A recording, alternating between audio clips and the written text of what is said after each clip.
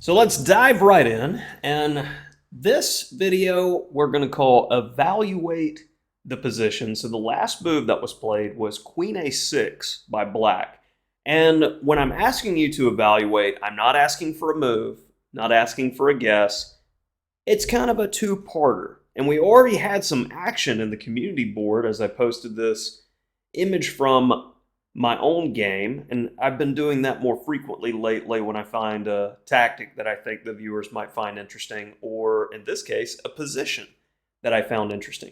Because there's a lot going on here. So let's break down the elements of the position. And when I ask you to evaluate, the first point is on a scale of 0.00 to 99, what do you think the evaluation is?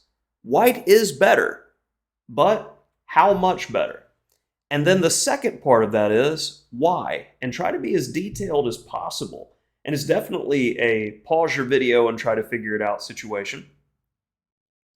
All right, so giving you some time to pause if you're into that sort of thing to try to figure it out.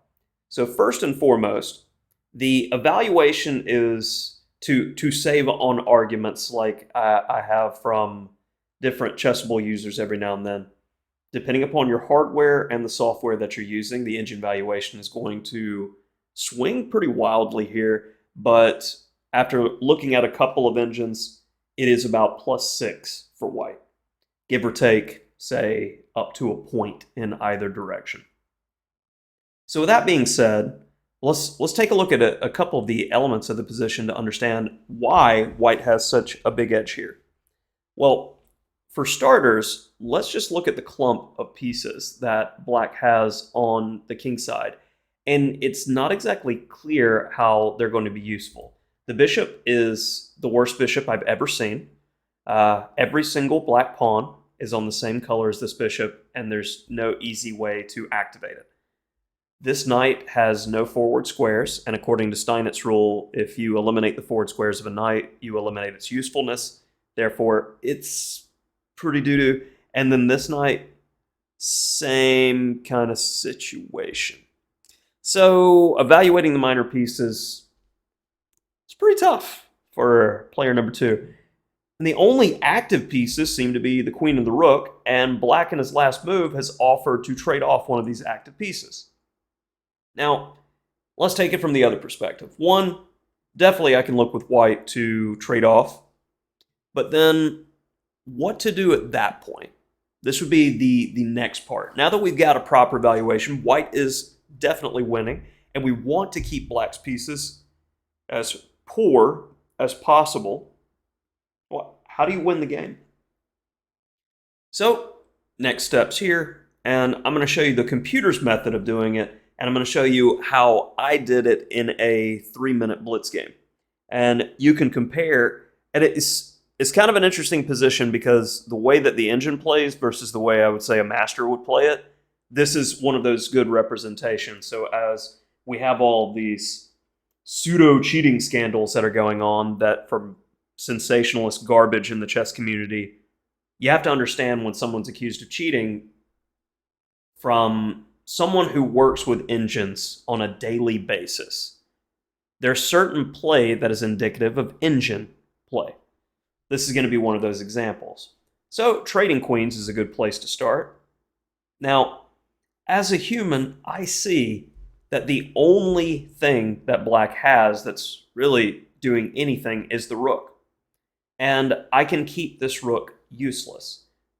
Now, the engine does that most direct route. Knight b5 to go immediately after the c7 pawn. But it does potentially allow some counterplay, and I mean, you're definitely winning here, but let me show you how I do it. And that is a direct and brutal approach. You see that every time when there's some sort of tactical situation with the engine, it never misses the most direct route. So let me show you the human approach. I'm going to slowly and methodically improve my pieces, keep all of black's pieces out of the game, and black never has any counterplay or any chance. So king e2, and we're just going to bring the king right on over. Oh, rook a5, you want to go to c5? Okay, cool. And now back you go. eliminating the only piece that's useful, and only now that I've got my king optimized, do I play knight b5. And because I understood this pawn structure, because I played the King's Indian my entire life with both colors, once white is able to accomplish this sort of pawn chain, and we have a weakness on c7 and a pawn on a4 to hit with, this is a common theme in, say, the bayonet attack in order to break the King's Indian pawn structure. So as the rook moves, rook c8 is not going to help black at all, a5, and now notice, because of the pin, I'm threatening capturing on d6. The c7 pawn is completely overloaded. The breakthrough has happened, and little to no effort need to be taken at this point. And we are in mass time trouble, so I miss, of course, the simple things, because I'm always focused on the long-term positional aspects and the squeeze, if you will. My opponent plays g4, my knight on f3 is not doing anything, so I say, okay, would you like to trade? King e7, and bishop takes, and after knight takes, bishop takes d6, check in between move would be superior to the immediate rook takes h4, but it makes little difference. King f7, and now knight takes d6, and my opponent resigned.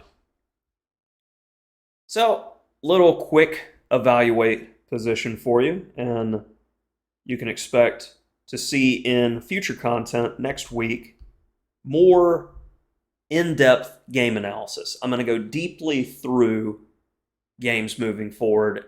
I really liked when I did the videos on solitaire chess. May not be an hour worth of video, because let's be honest, I can see the hit difference when I do an hour video. I get like 30 people looking at it, versus a 3-minute blitz video, I get 200 people looking at it.